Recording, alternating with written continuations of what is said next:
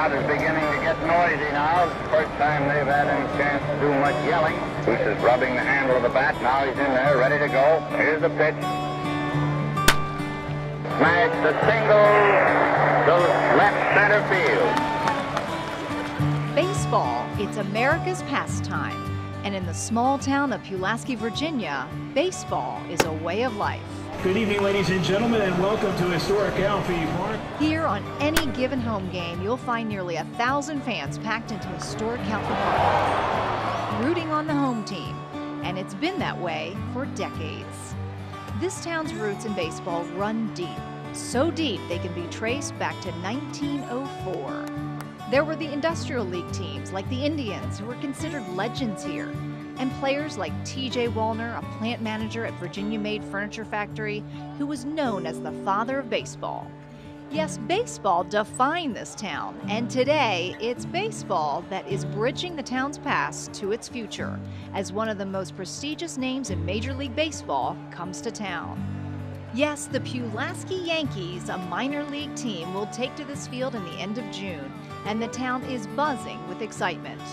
Work has been non-stop to make sure Pulaski welcomes the team in style. Here at Calfee Park, the Yankee colors and logos can be seen everywhere, and that's just the beginning. New seating, additions to the press box, a jumbotron, locker rooms, and concession stands are all being added, all to the tune of $3 million. And the investments don't stop here.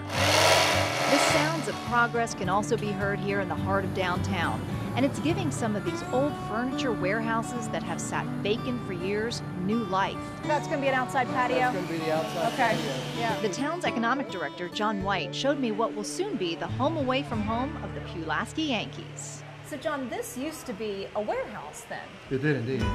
Built in the 1920s, its only function was to be a warehouse. It was a food warehouse.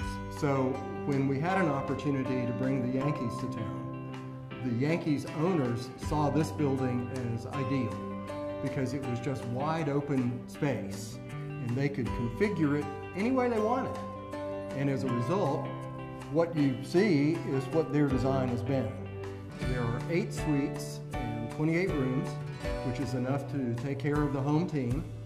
And then after September, this is going to be turned over to the community.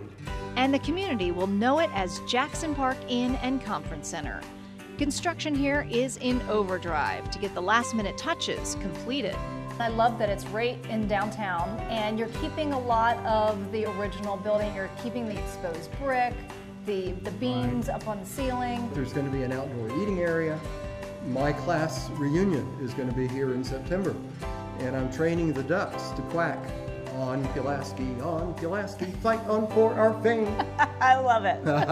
And the progress doesn't stop here. When it comes to repurposing these old buildings, sometimes it takes the energy and forward thinking of some of its younger residents. Virginia Tech grad Matt Klaus is working to launch a go-kart and mini moto racing facility here inside this old factory building.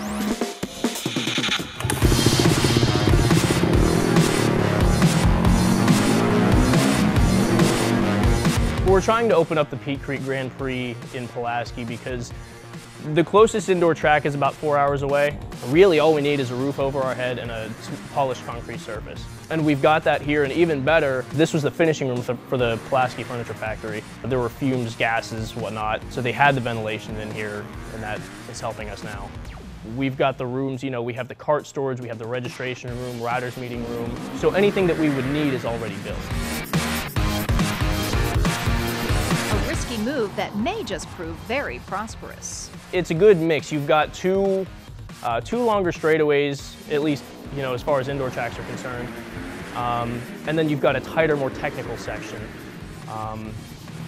so that we really get a more rounded experience. The main attraction will be the go-karts. We'll have 36 carts total. It'll be a fleet consisting of kids carts, standard adult carts, and super carts. There's really nothing like this in the area. The closest tracks are either Northern Virginia, maybe Richmond, Virginia, or you're going to be down in North Carolina by the time you find another indoor track. Just a fantastic hobby to get involved with. If we can get people in here, get them on the bikes, get them on the carts mainly, they'll have a great time and they'll be back by the end of the week. Whether it's the fast track of motocross inside or the rough terrain outside, there's no shortage of adventure here in Pulaski. We caught up with Mike McMillian on top of Draper Mountain. When not running his bike shop, Pulaski Bikes, you'll find him out here, clearing pathways to build biking trails for the novice and adventure-seeking biker. I really feel like by contributing and leading the way, I've got other people on their day off that come out too. So it's not just me. It is. It's a group, almost a movement. Right. But you get people out here to experience the great outdoors, experience the trails here. What is their reaction when they come out here and ride? Oh my gosh, how did this get here? This is great. This is awesome. I didn't know it was here. And my reply is usually it wasn't here 3 years ago. It's a process, not just an event, of building a great trail system. And it's ongoing. We continually improve. 6 trails so far and counting.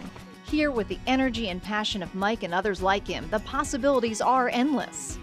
So be sure to visit Pulaski sometime soon and see what all the buzz is about. The excitement is definitely building here in Pulaski, and you can experience it all in a day's drive.